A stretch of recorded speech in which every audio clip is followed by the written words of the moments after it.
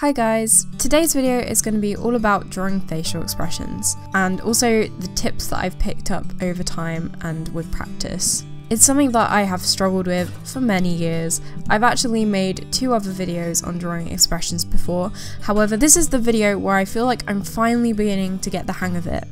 And that is thanks to Skillshare in part, and I want to say a massive thank you to Skillshare for sponsoring this video. If you don't know already, Skillshare is an online learning platform where you can learn skills. There are more than 25,000 classes, including many related to art, which I was really impressed by, so there were many different classes I could choose from. I personally really enjoyed Gabrielle Brickley's class on female character portraits, and Alicia Pace has a brilliant class on drawing expressions for illustrators, comic artists, and animators. I was also so excited when I saw that one of my favourite illustrators, Piccolo, has a class on character illustration, so I'm definitely going to be watching that next. So if you're also looking to improve your art like me, Skillshare is the perfect place to learn how. It's also very affordable, with an annual subscription being less than $10 a month. So join 7 million creators learning with Skillshare. The first 500 of my subscribers to use the link in the description will get 2 months free. So you may notice that I am actually painting in Krita in this video, and I haven't used Krita in a while on this channel. That is mainly because at university I work on my laptop and I do all my paintings on my laptop, and because my laptop screen display is so high definition, it has like scaling problems sometimes with certain programs, and I was having some really bad scaling issues with Krita. But luckily I've managed to fix it, which I'm really happy about because Krita is probably my favourite art program to sketch in. I don't think anything quite beats it because all the default brushes that come with Krita I think are just really good. There's a pencil brush that I use to sketch, and I haven't been able to kind of replicate that brush in Paint Tool SAI. So that is why I do most of the process of the speed paint in today's video in Krita, and that's also why you haven't seen Krita on this channel for a while. But I do actually go in at the end and clean it up in Paint Tool SAI. So before we dive into the video, I wanted to start off with a little critique / demonstration of a previous piece of work I did for a previous drawing expressions video. And bear in mind, when I drew this, I thought this was really good. I did receive a lot of comments from people asking me to push expressions further and they could look a lot better, and I didn't understand it at the time, but looking at this now, having had like 2 more years of experience since drawing these, I can 100% see where those people are coming from. A lot of what gives something an expression is in the eyebrows and in the mouth, and also the eyes as well. If someone's happy and smiling, it might be a better idea to kind of lift up the bottom eyelids a little bit, because people tend to smile with their eyes as well. I'm pretty sure Tyra Banks called it smizing. So when you're drawing an expression, you need to try and make your characters smize. That's one way to remember it. Well, it depends how much you want to give them a smile. I mean, I'm not saying this expression I drew is bad. It's more of a subtle smile, so I guess it works if that's what you're going for. And this final one, this is probably the one I dislike the most, because, and you would not be able to tell this from looking at it, but this is meant to be a shocked expression. Right here, this is meant to be a shocked expression, and I'm actually drawing a shocked expression in today's video as well. But basically, one of my biggest tips for making a character look shocked is to have the sort of white of their eyes showing a lot, and you also need to widen the eyes a lot. These eyes need to be so much wider than they are right now, because right now they are not wide enough to properly convey that she is shocked. They need to be way more open, and also her eyebrows need to be like that, and there needs to be some of that creasing, or you know, you could just lift the eyebrows up higher as well. That's another way of showing shocked. Another thing is mouth open. Opening up the mouth is very, very common if someone's shocked in a shocked expression. So again, it's sort of like the same kind of critique I would give all of the past drawings that I did for that video, is that they just need to be pushed a lot further. So I mean, like, making these expressions way more extreme.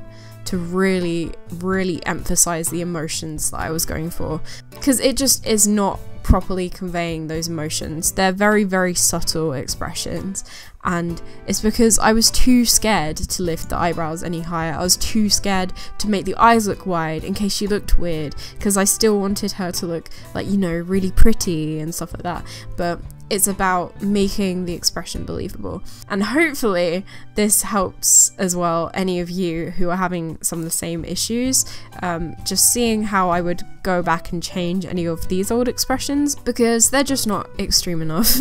So now that the critiques are out the way, I wanted to share some of the tips that I learned through my Skillshare classes, and I also wanted to talk a little bit about expressions and why they are so important. So expressions add a lot more character to a drawing, especially when they are pushed or exaggerated.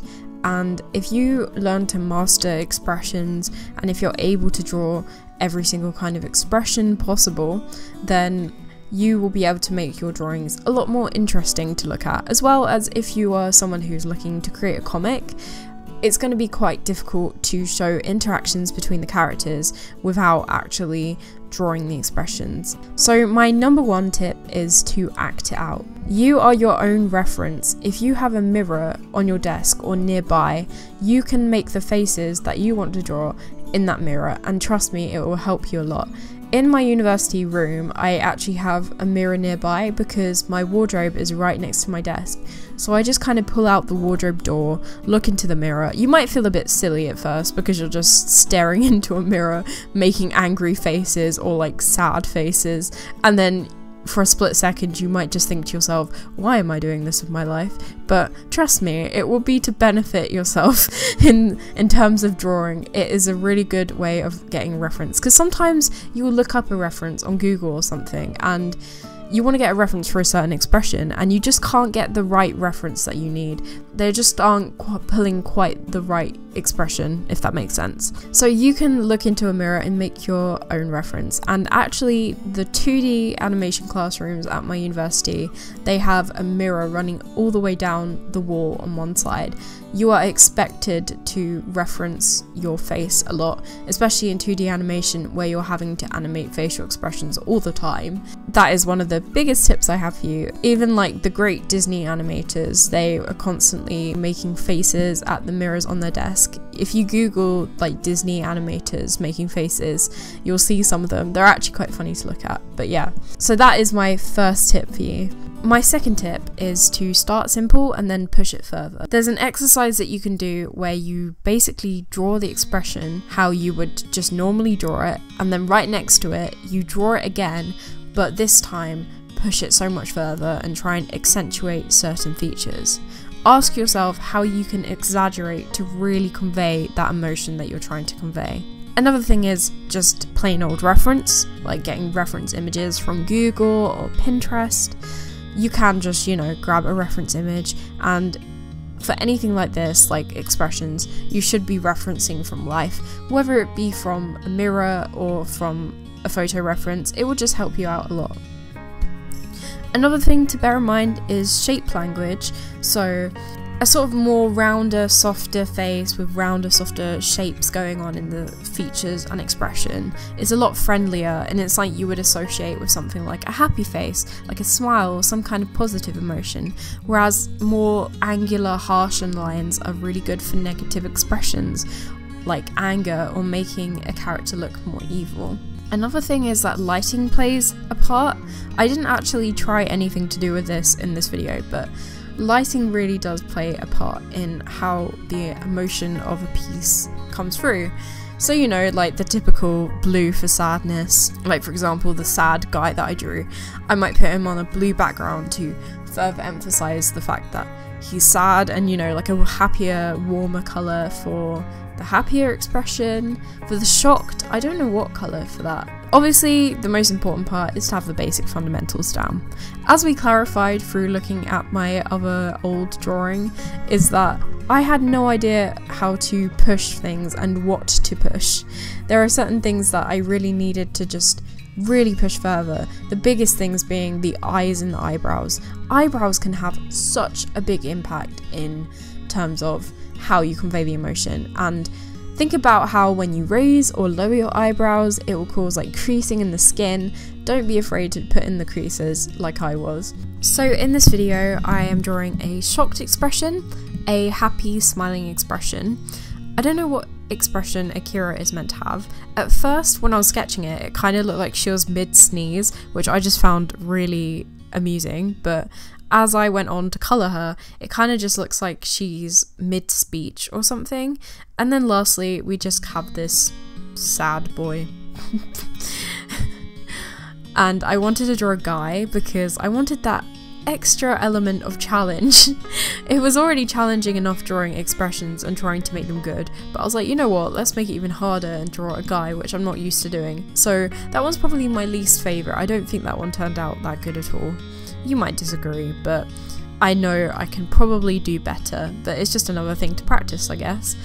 And you'll also notice that I drew Elfie, Akira's little kitten, and if you've watched any of my other videos featuring Akira, then you might remember Elfie. Elfie is her little companion, he's a little kitten, and it was my first attempt at drawing a stylized cat, so I'm actually really proud of it because I've never done that before, and I think for a first attempt it actually turned out pretty well.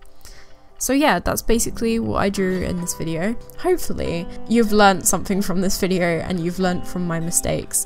And that's another important thing I wanted to talk about. This channel is basically a documentation of my art since I was 14 and made this channel. So I have been posting art videos on here ever since I was 14 years old, and I'm now 19 years old and coming up for 20.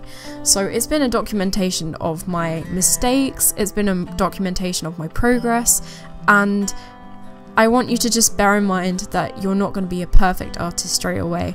I'm still not a perfect artist. I don't think there is such a thing as a perfect artist, because everyone's constantly improving if they keep on drawing. You're just going to get better and better, and I think that's one of the coolest things about drawing, or any kind of skill, is that the more that you do it, the better you're going to get. Hopefully this is in some way motivational and just doesn't sound like common sense. It probably does sound like I'm just going on a silly ramble. This is basically me just telling you to keep at it. With time, you're going to get better and better, and you're going to master the things that you find difficult if you try and tackle them first, that is. I really hope you guys enjoyed this video. If you would like to see more videos like this in the future, please let me know. I will hopefully have another Krita tutorial coming soon, and also I want to do a draw this in your style video as well, so stay tuned for those. Bye guys!